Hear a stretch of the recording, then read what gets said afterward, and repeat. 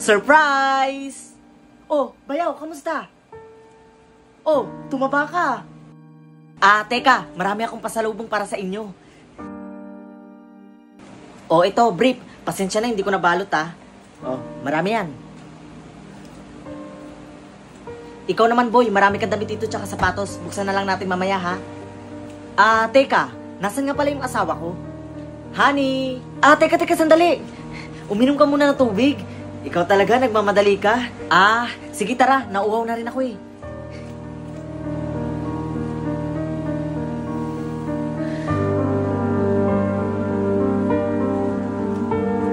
Alam nyo, dapat last month pa talaga ako nakauwi eh. Kaso yung amo ko, hindi ako pinayagan. Marami pang pinagawa sa akin. Kaya ngayon lang ako nakauwi. Kaya nga wala nga akong pinagsabihan eh. Na-surprise ba kayo? Oo naman, na-surprise naman. Ay, for sure, mas surprise yung asawa ko. Tawagin ko muna siya, ha? Honey? Nasa taas. Naglalaro lang ng video game para malibang. Kuya, ang ganda naman po ng sapatos na binili niyo po sa akin. Maganda talaga yan at matibay. Siyempre galing ibang bansa.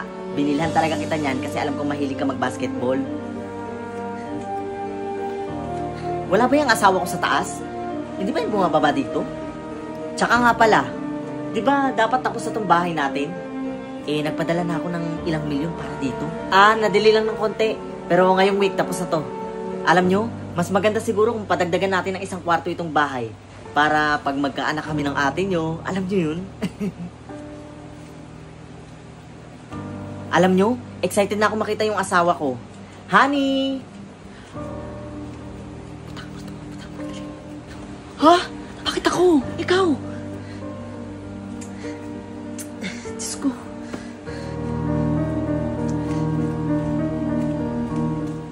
Honey?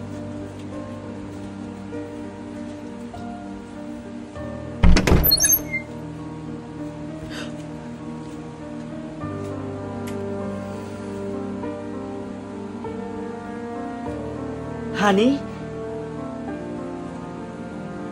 Pare? May relasyon kayo ng asawa ko? Pare, sorry. Anong kagaguhan to? Honey, sorry. Dito na ako, Angela.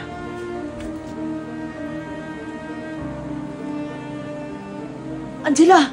Ano to? Honey, let me explain. Explain? Ha? Explain? Kitang-kita ko na, oh.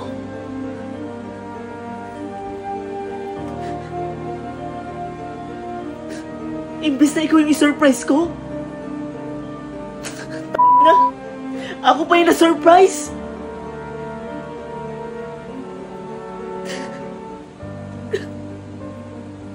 Nagpapakahirap ako sa ibang bansa para may maipadala sa inyo.